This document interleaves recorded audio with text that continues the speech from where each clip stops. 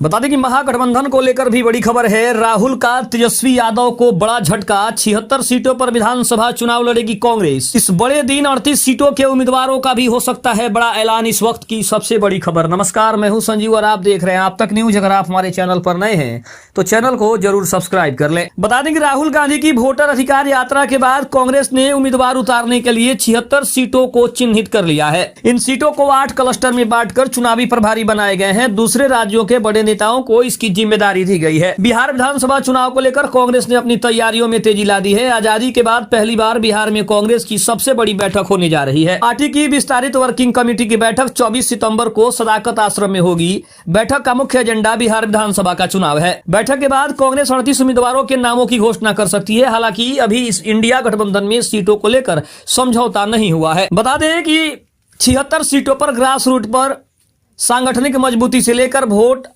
आधार के विस्तार के लिए पार्टी की ओर से योजना बनाई जा रही है। पार्टी का लक्ष्य महागठबंधन के घटक दलों के बीच सीट बंटवारे के दौरान इनमें से अधिक सीट अपने पाले में करने की कोशिश है। राजद के साथ कुछ सीटों की अदला बदली भी की जा सकती है, ऐसी भी खबर है।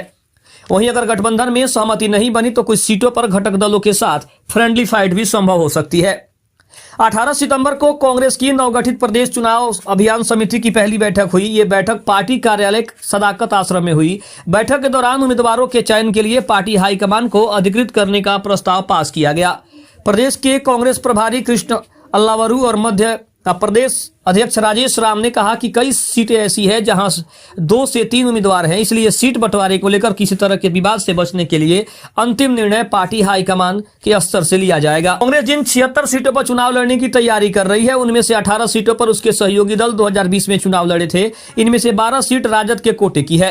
इन 12 में से 4 सीटों पर पिछली बार राजद को जीत मिली थी। वहीं 3 सीटें ऐसी है जहां भाजपा चुनाव लड़ी थी और 2 सीट माले की है और 1 सीट माकपा के हिस्से में है। अन्य दलों की किन सीटों पर तैयारी कर रही है कांग्रेस, ये भी जानना जरूरी है। अगर राजद की बात करें तो चिरैया, बिस्फी, कटिहार और बरारी, सहरसा, कुढ़नी, कांटी, गरखा, तरैया, अमनौर, बनियापुर, परबता।